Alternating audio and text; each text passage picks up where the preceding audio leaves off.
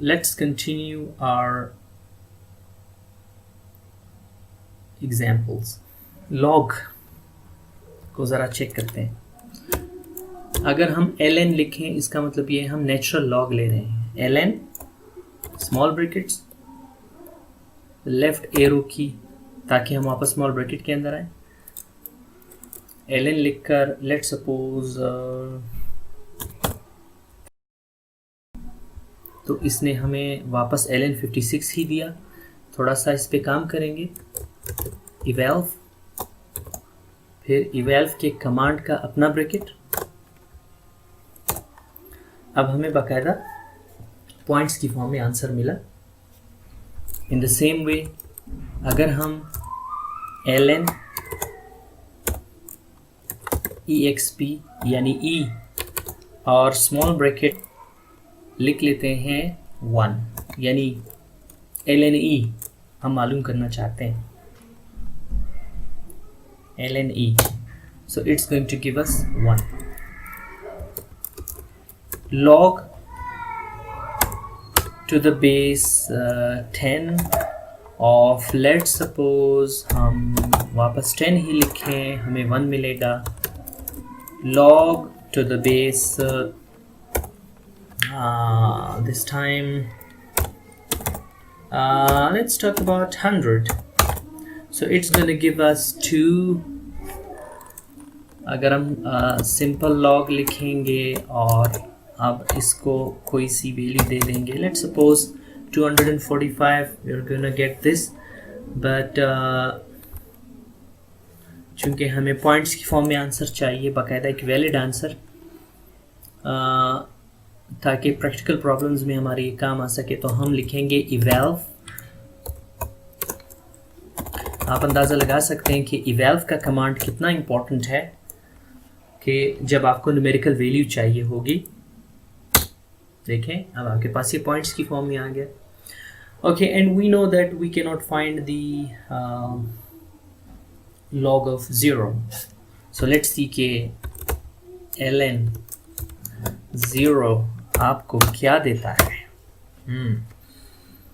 so this is the thing कि maple ने आपको इसका आंसर मेपल नहीं दे पाया because we know that log of 0 is infinity. log of 0 is equal to infinity. okay, जब हम सिंपल ln की बात करते हैं तो it would mean natural log. जब log 10 की बात करते हैं तो ये log to the base 10. And जब हम सिंपल लॉग लिखते हैं, let's suppose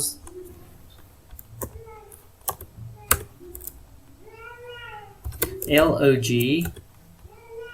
of let's suppose any number, evalve का कमांड और इसके साथ small bracket, so it's gonna give us a number. diff and diff दो डिफरेंट कमांड्स हैं. दोनों उस वक्त हम यूज़ करते हैं जब हमें डिफरेंशिएशन फाइंड करनी हो किसी गिवन फंक्शन की. ठीक है, सबसे पहले हम कैपिटल D पे बात करते हैं. diff x स्क्वेयर्ड कॉमा किसके लिहाज से हमें डिफरेंशिएशन करना चाह रहे हैं, x के लिहाज से. तो हमारे पास एक ऑपरेटर आया D by D x x squared. ठीक है, अब अगर स्मॉल d लिखें और बिल्कुल यही फंक्शन यहाँ से कॉपी करके और यहाँ पे पेस्ट कर लें और फिर इंटर का बटन दबाएं, तो अब बाकायदा डिफरेंशिएशन एक्स स्क्वेयर की निकल कर हमारे सामने आ चुकी है. ठीक है, तो यहाँ से हमने क्या सीखा, जब कैपिटल D लिखेंगे तो सिर्फ डेरिवेटिव का ऑपरेटर, डिफरेंशिएशन का ऑपरेटर लगेगा एक्स स्क्वेयर पर, और जब स्मॉल d लिखेंगे तो बाकायदा इस फंक्शन को यानी एक्स स्क्वेयर को ये सॉल्व करके आपको बता देगा कि इसकी डिफरेंशिएशन यानी एक्स स्क्वेयर्ड की डिफरेंशिएशन क्या आई आपके पास, 2x. पिछले डिस्कशन में हमने सीखा है कि इसको कहते हैं प्रॉम्प्ट.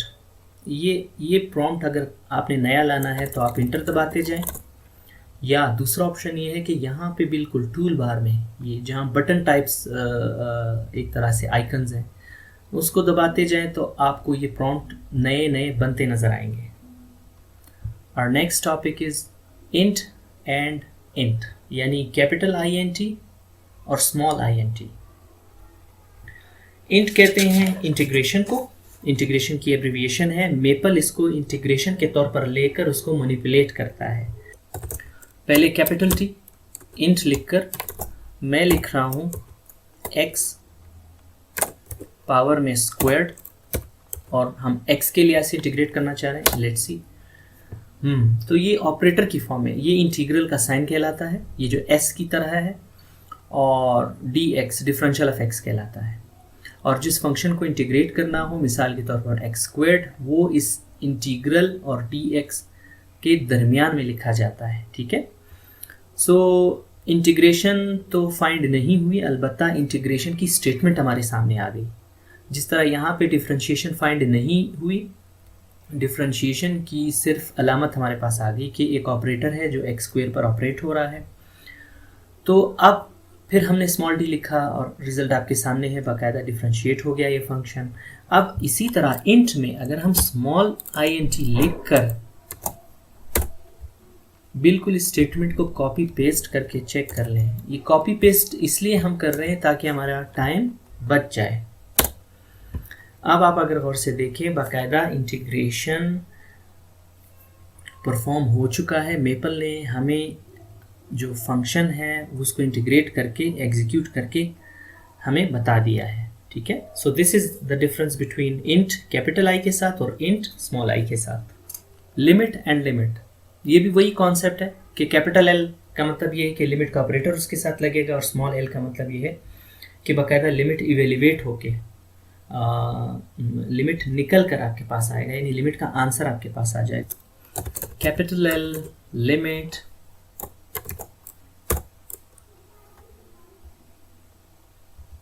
मैं इसको कॉपी और पेस्ट करके टाइम की बचत की खातिर, हाँ, अब x इज इक्वल टू, मैं ये कहना मालूम करना चाह रहा हूँ कि लिमिट में किस नंबर पे फाइंड करना चाहता हूँ। लेट सपोज मुझे लिमिट 3 के करीब के नंबर पे चाहिए, तो मुझे क्या मिलेगा?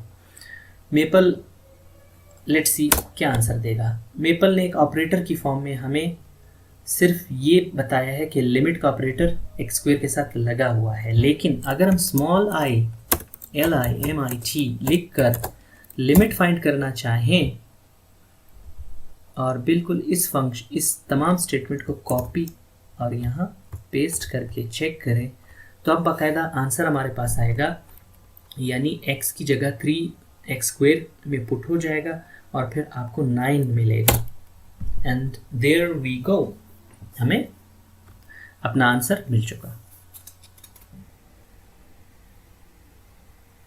First part. सेकेंड पार्ट में रिज़ल्ट को राइट क्लिक के ज़रिए उसकी प्लॉटिंग भी की गई है।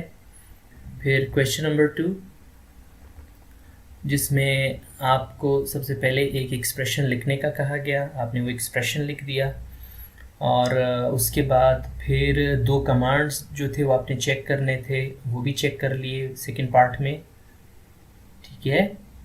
क्वेश्चन नंबर 3 आपके सामने है। क्वेश्चन नंबर 3 में आपने सॉल्व का कमांड दिया है and the answer is in front of you. Then we have question number 4 में इसमें आपने 2 कम्प्लेक्स नंबर्स को ऐड किया हुआ है, मेपल ने आपको आंसर दिया है। फिर क्वेश्चन नंबर 5 और लास्ट क्वेश्चन में आपसे ये कहा गया था कि आप इस कमांड को ट्राई करें, तो वो कमांड हमने ट्राई कर लिया है। This is our answer for command number 1. This is our answer. This is our answer for command number 2. command number 3 का ही आंसर है। फिर ग्राफ प्लॉट करना था। ग्राफ आप अगर गौर से देखें, एक है प्लॉट जिसमें कॉमा के बाद x is equal to 0 to 5। इसका मतलब ये है कि आपने इसका डोमेन रखा हुआ है फ्रॉम 0 to 5। तो ग्राफ अब बनेगा x के 0 से 5 तक की वैल्यू के लिए। ठीक है, यू गॉट माई पॉइंट। अच्छा, उसके बाद और याद रहे ज़ीरो इंक्लूड नहीं होगा क्योंकि ज़ीरो का लॉग जो है वो डिफाइंड नहीं है। इसके बाद log to the base 10 of x, इसको हमने डोमेन नहीं दिया। अगर आपको याद हो, अगर आप ये नोट कर लें, comma x is equal to 0, फिर 2 डॉट्स और फिर 5, ये फुल स्टॉप वाले डॉट्स हैं, पॉइंट्स वाले भी आप इसको कह सकते हैं।